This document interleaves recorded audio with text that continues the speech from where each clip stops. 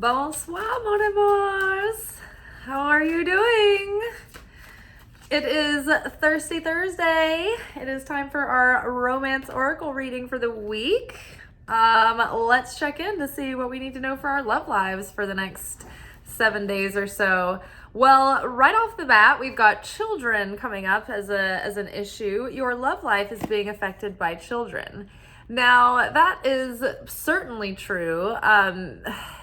Inside and out. Obviously, this is holiday season. In this day and age, there's very few people that aren't separated, divorced. So you're probably, splitting time, running around, as children, going to every parent's thing.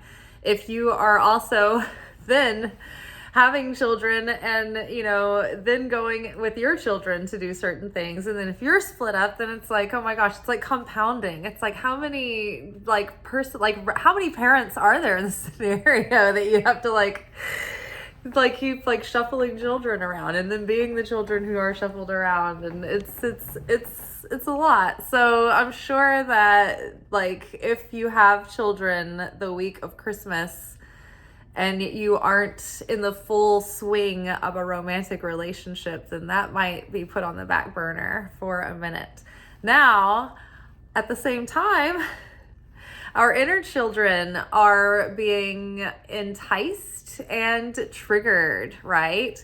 Because, the holiday season is rife for a mixture of emotions, Not many of us have gotten out of life without having some sort of historical family upset occur around the holidays that maybe is, something that's a lingering echo of past pain.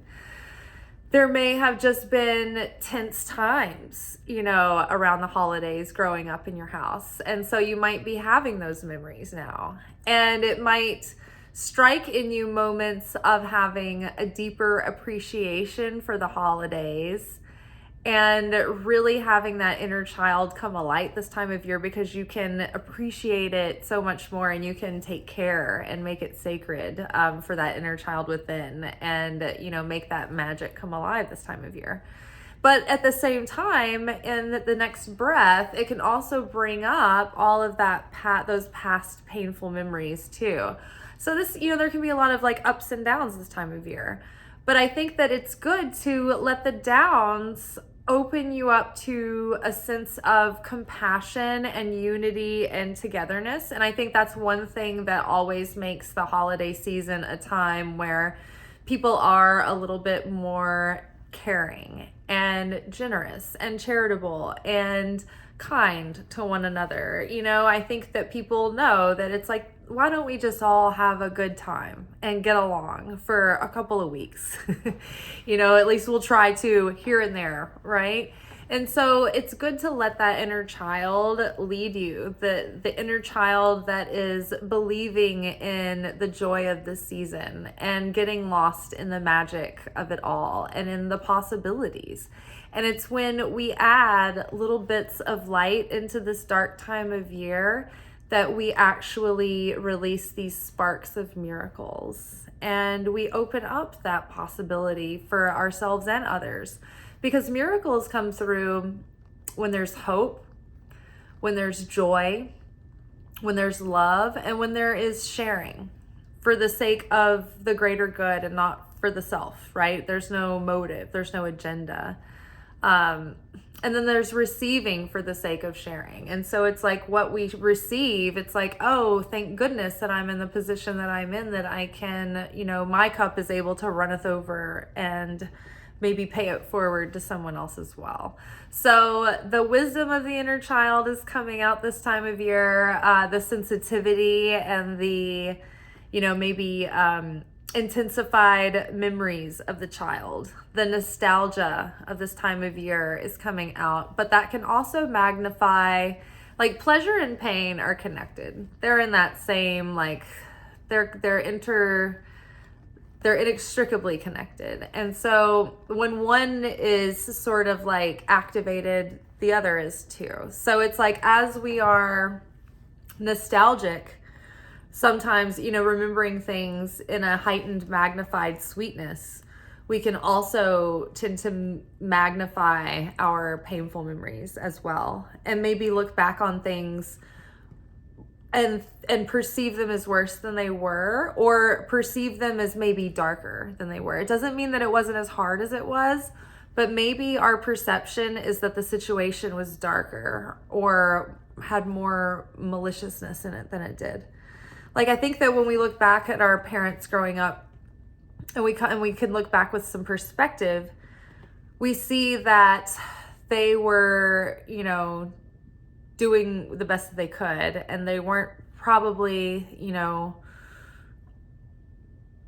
they didn't probably have a conscious motive to be vicious or anything like that, And so it's like when we realize, like, oh, yeah, I remember my parents that year were struggling to make ends meet, and they were under a lot of pressure, and yeah, they were kind of short and snippy, but it wasn't because they didn't love us. It's because they were feeling defensive that they couldn't provide more. Like, that's the kind of like little perception shifts that we can make that tweak the way that we remember how things happened and why things happened, because we don't understand at the time, right? When we're so young, when we're children, we don't have fully developed consciousness. We don't have fully developed brains. We don't have fully developed ability to emotionally intellectualize our experiences. And so our subconscious creates these defense mechanisms when we are overwhelmed. When we're overwhelmed and we're handling more than our nervous system can handle, more than our emotions can handle, that's what creates the spectrum of trauma, right? Like, if you're a person who is hanging on by a thread financially, a flat tire can create emotional trauma for you, because you're like, oh my God, like all the things that this implies. I've got to pay somebody to come tow my car, and I've got to like buy a tire, and that can cause someone like financial trauma, and literally create like a nervous system like wound that creates like these side effects of anxiety within the self, trauma responses, triggered responses that can like spill over in other areas, and you're like, why am I being anxious about this? And it's something you don't even realize. The nervous system is so crazy. And so, yeah, when you're a child and you're in an overwhelming situation, and an emotionally overwhelming situation, it may not be that big of a deal to the people around you, but to you, you don't know how to handle this. You don't have any other perspective. You don't have any other experiences. This is like huge. So it's more than you can handle. And then your subconscious is like, oh, let me build up a story around this to like fortify yourself. But it's usually a very defensive story, and it's meant to protect you, but it's not necessarily accurate always. So revisiting those things, they're going to come up this time of year, and it's not always convenient, but if we embrace, and I think that we're starting to learn this is what the messages have been talking about. It's like, wow, we're seeing like little sprouts of manifestations popping up through the soil. The more that we embrace this process, the more we're like, okay, I'm going into the discomfort, I'm going into the trigger, I'm unpacking this, and really embracing the process. We can see that it's resulting in things moving in our lives. So it's pretty exciting. So, all right, moving on from children, we're just gonna wax rhapsodic. Okay, what else do we need to know for this week for our love lives? Ooh, make the effort. Again, children. So continuing to embrace the process, doing that inner child healing, doing that inner child if we're not forgiving and learning around here, we're doing the inner child healing. Great love is worth taking the steps that you are guided to take. So if you have that feeling of like, ooh, I should stop by here, or I was invited to go, I should do it. Make the effort. It's so easy during these like days that are so short, where the sun is going down at like 3:30 in the morning. The sun literally sets at 6 a.m. It's like we've lost our will to live now, and it's cold too. It's like, is there anything worth going on for? I love the videos that people are making right now that's like, it is not yet time for slumber, I must arise and make a soup. It's like, it is very easy to just lay down and starve to death this time of year, because it's like, oh, so unmotivating. But we got to do it. We've got to like get up, put something warm on, get your layers on, get your blood flowing, and continue making an effort. You don't want to lock yourself away. So again, we're getting out there, we're being open, we are being warm and inviting when, you know, we want to be. And we're doing the inner self work and investing in ourselves so that we have the foundations to, one, know ourselves and have self-awareness. Pick out a relationship book, go read that, start building relationship skills. Relationship skills are a whole nother set of things. You can be a spiritual person, you can get to know yourself through the deep inner work, and that still is not the same as knowing relationship skills. Relationship skills are not the same as knowing the skills of attraction. Those are different too. So work on those, work on all that kind of stuff, making the effort, investing in yourself in every layer of your kingdom. And then, you know, things are going to start happening, right? You're going to be aligned with your higher self.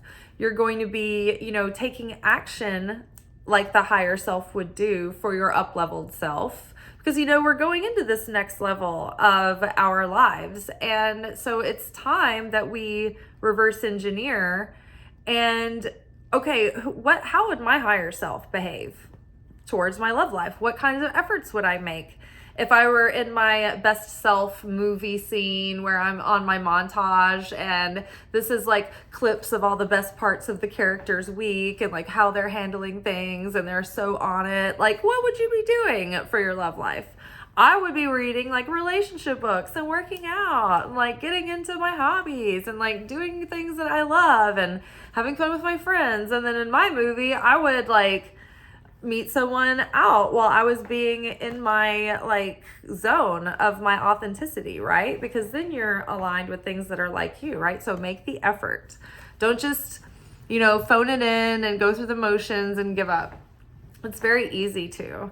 It takes effort to get out after dark or even during the day, you know, like I like to talk to people at the grocery store, honestly. I mean, I go out into my forest. I meet people in the forest. It's crazy. It's like so 1800s. It's like, oh, I'm a dashing gentleman in the forest. Okay. I mean, a lot of people like out like in the middle of nowhere. This one woman, yeah, she took all those pictures of me that one day. It was like great. It was like, this is like, I don't know. I love it. I always feel like Anne with an E. If you guys have seen that Netflix show, is based on Anne of Green Gables. And yeah, they're always like walking through a wood and like running into like a peddler or something. And I'm like, yeah, that's totally Shelby Park. This fucking card. Can't get rid of it. Doo-doo-doo. I think that this came up in the Magical Mermaids and Dolphins during our last Lunation workshop. What would have been the new moon workshop. But yeah, we're calling in our soulmate. You know, the more we get into that authentic flow of like the essence of our like self, you know, on like full blast, it's like that's really going to be calling in our soulmate. Everything that I just said before I pulled this card, like that's basically what I would have said when I pulled this card. Your prayers, affirmations, and visualizations help bring you together. So yeah, I mean, while you're preparing the vessel to receive, you know, put out to the universe what it is that you are hoping to call in, right? Don't get too hung up on the exact details because you just never know what the universe has in store and you could limit yourself, right? But yeah, I mean, get aware of what it is that you want to call in. It's like, I've realized that as I have fine-tuned my prayer practice, you know, prayer wasn't like something that really came easily to me and naturally. I would Like, so have you ever bought a book and then the author's doing the book tour and like you go to the book tour, it's like in like a bookshop or something, and then like there's like a question and answer moment and you're like, they would totally call on me if I raised my hand, but I have no idea what to ask. I don't have a question. I always freeze up. I'm like, I don't have a question. It's like the moment I'm like, oh, I have a question. And then I'm like, the answer from the book comes to my mind and then it feels inauthentic to ask it. And so I'm just like sitting there like, oh, I wish I had a question, but I'm like blanking out. That's what happens to me, or that used to happen to me when I prayed. So, I mean, like, not every time I prayed, like if there was something that I needed to like talk to God about, like in that moment, like pour it off my chest, but like as a regular practice, like bringing things into like regular conversation with Creator that I would like to co-create with Creator, it was kind of challenging to be able to verbalize all those things in an articulate way. But that was good because that helped me crystallize the vision and get more intentional and more specific. I wasn't just praying for God to increase my finances. I started praying for like to average like a specific amount of money every week. And I did. Crazy, right? I mean, for the most of the year, if you look at the average, I met what I wanted to many weeks. Many weeks I exceeded it, which made up for the weeks that were under before I started praying regularly, or before like there were like kind of like highs and lows. But ultimately, if I did the math, I bet you anything I would average exactly what I prayed for the whole year. So fine tuning, get specific about what you are calling in a partner.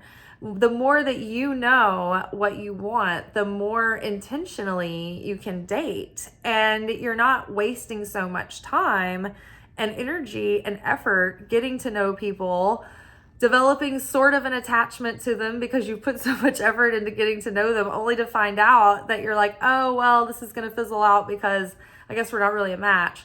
And it's like, maybe you didn't know enough about yourself and like what you really wanted and what is going to be a good match for you before you went in. Or maybe you have not found quite the right qualities that are the good match for you. But I would say get really clear on that. Like start exploring what that means for you and start verbalizing it. Use it like regularly in your prayers, calling that in. If that's what you're ready for. If you're not, then don't, because it might happen before you're ready. When does that... It's funny, I was about to say, when does that ever happen? And I'm like, well, actually, for half of the population, everything happens to them before they're ready. And then the other half of the population, everyone's like well overdue ready. And they're like, when is it going to happen? No one's ever having anything happen when they're on their timeline. That's the guarantee. Okay, stay optimistic about your love life. Keep chin up, soldier, carry on. Positive thinking and faith will bring you romance. Keep calm and carry on. Yes, like keeping a positive outlook, staying excited. It is hard to make an effort if you don't have an active desire. And it's hard to keep an active desire in your heart to go out there and do the dating thing if you're not optimistic that you're going to find anything. Since my last relationship, I've been, I wanted to avoid anything serious for a bit, just to recalibrate myself in my life and really establish my own independence. As a Libra rising, that is one of the things that Libras are challenged with, is falling into being too accommodating because we're so harmonious and like balanced and like partnership oriented. So, that has been something that I've really embraced, my solitude over the last couple of years, and I love it. And it's like I'm the happy hermit, and I am actually gotten to the point where I used to be like always wanting to be in a relationship, and now I'm like so comfortable that it's like I'm dangerously comfortable. So yes, you got to remind yourself to make an effort and to stay optimistic that there are, possibilities out there, that any time, any day, at any moment, you could meet someone, you could run into someone, So making the effort too looks like, for instance, when you get out and go run your errands, look good. You never know who you're going to meet and where. So it doesn't hurt to, you know, take care of yourself when you're going to go out into the world, and always sort of just have that, like, you don't have to save it for certain times, right? Like, you know, that's a lot of going out. Like, you know, just for the sake of like hoping to meet someone, right? So just always be ready. You know, if you stay ready, you don't have to get ready, right? So just be open to meeting people and put the effort in to taking good care of yourself. All right, let's get some tarot cards on this for a little bit more clarification and in-depth. All right, what do we need to know about children affecting our love life? Children, there may be issues of like people who don't want children versus people who have children kind of thing, situations going on. You just never know. Everybody's got, you know, you should have strong feelings about whether or not you want to be a parent. I think that makes it, I think that says that you take it seriously, right? I don't know why we're going into that. Okay, 19, shine. What is this? The Sun card. So the Sun card usually depicts the inner child, the innocent self, the pure self.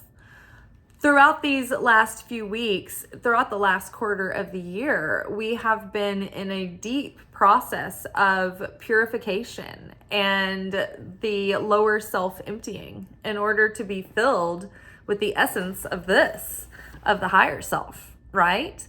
And so part of that is getting back in touch with that inner child, that authentic sense of self before we were, you know, frightened by the world, before our dreams were beaten down to a pulp, before we'd failed, before we'd been dumped, before, you know, like we had all the issues with, you know, our parents, before we were programmed by society, before we had limiting beliefs, you know, before our teacher said that thing that time, or that bully on the playground made fun of us for, you know, this or that thing. We're getting back to that self that has this innocent naivete. You know, I was talking to my friend the other day, and we were talking about how, I don't know, something about the process and the work that we do, and just trying to trust people again and open up again. And I was like, you know, it's so funny. Like, all our lives we're growing up, and this ego logic is telling us that we're getting more responsible by, you know, not trusting others and being more, you know, I don't know, wary or streetwise and, you know, guarded.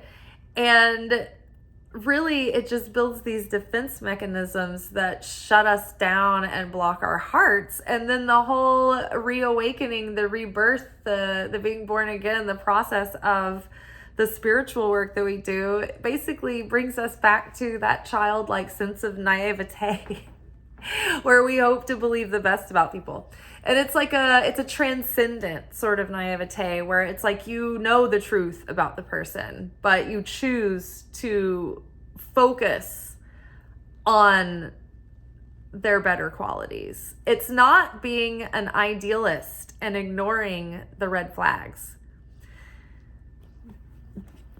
Red flag people, like, don't keep staying in that relationship. But if there are people within your scope that are like family and things like that, that you have to accept, it's like, it's not that you don't see those things.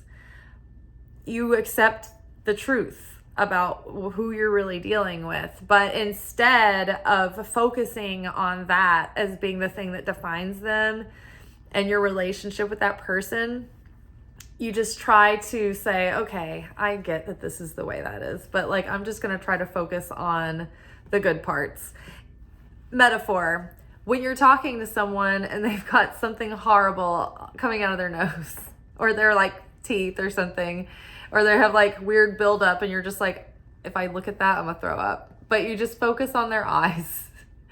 And then you look at their hair sometimes, you know what I mean? So spiritually and metaphysically, it's like, yes, I see this thing.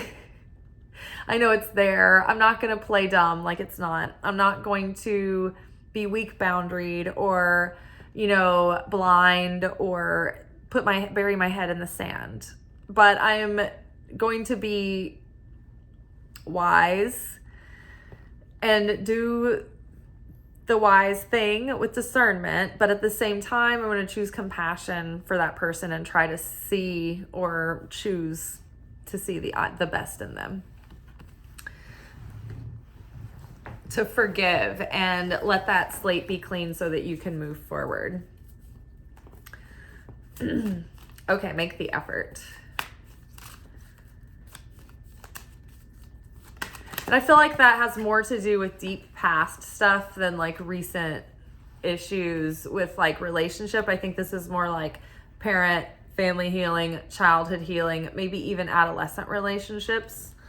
Okay, so our next card, according to Make the Effort, is Flow, which this is the Wheel of Fortune card. So it's like, hey, the effort that we put in is going to return. There will be a return on that, on investment. So make the effort. This is the way that you get the wheels of fate moving. And the Wheel of Fortune has been coming up a lot in the readings recently that I've been watching, and the cards that I've been pulling for myself and like through the week. So I just like, I'm feeling good things building. We've just left Sagittarius season. Jupiter is going direct in Taurus, I believe sometime this month, maybe the 28th. So that is going to be very expansive in the realms of love and money for us. So very exciting, because Taurus is ruled by Venus, and Venus touches love and money, security, beauty, pleasure, pain. So as we heal this pain, it creates and makes way for more pleasure and beauty as well. Okay, let's get some more clarity on calling in that soulmate. What do we got here? Ooh, spread your wings. I'm not even going to tell you what my mind said just then. Spread your wings. This is Two of Wands. So this is, getting outside of our comfort zone, being ready to call in a possible collaborator, like being ready to like call in a possible soulmates. So again, in order to do that, it's like you've got to step out of where you've been and start walking into this expanded vision, expanded horizon. Get out of your comfort zone, leave your threshold, and be open to what life is bringing you. But the energy here is something that is collaborating with fire and passion. So very exciting. This is basically like this. Okay, so calling in your soulmate. Can we get more clarity on calling in your soulmate? Two of Wands, which is basically like calling in a collaborator, a kindred collaborator. It's like same card, double emphasis. Okay, stay optimistic about your love life. I mean, that's pretty self-explanatory, but if you want to say anything else about this, got any more tea to spill, we'd love to hear it. Oh, let's go here. Oh, heal. Okay, 17, star card. Love that. So stay optimistic. Continue to do the deep inner work, the deep inner healing work. And as we do this work to break the chains of the ego's hold on us, all of the stuff attached to the devil card, the illusions, like breaking through illusion to really like own the truth of reality, the truth of your truth, getting past the hold that devil has on us when it's pulling our strings, whether it be emotionally and causing us to feel triggered, or pulling on our temptations and causing us to short circuit through gluttony or lust or what have you, that causes us to expend our resources in wasteful ways and ruin our efforts. We're breaking those chains that keep us held down, and the light is being revealed. The more that we break those klipot, those layers of negativity, it reveals more sparks of light that are revealed, and that calls in, that releases that miracle magic. So that's why the star card it means healing, but it also means like huge, big dreams coming true, big life goals coming to fruition, big vision things coming to play and coming into being. So because, you know, one opens the way for the other. It's very exciting. Stay optimistic, stay excited. You know, it's like that feeling of Christmas Eve, right? It's like, ooh, you know, something fun's coming and I don't know quite what it is. Get in that spirit of staying optimistic and really leaning in to all the healing, because it's bringing us closer to our purpose and, you know, revealing a life that is deeply fulfilling for us. You know, first we have to find fulfillment within, and then the fulfillment comes on the outside too. But we have to have the fulfillment first before the outer thing can manifest. Because even if the outer thing does manifest before we have fulfillment, we won't feel fulfilled and we'll be still feeling like we're lacking, and then we'll bloat the thing. So it's all falling into place just as it should, starting from the inside and working its way out. We're going to build foundations and build infrastructure on that. So, all right, y'all, I'm feeling good. I hope y'all have a good night, good day, whenever you're watching this. And I hope y'all have a lot of love this week. Ciao.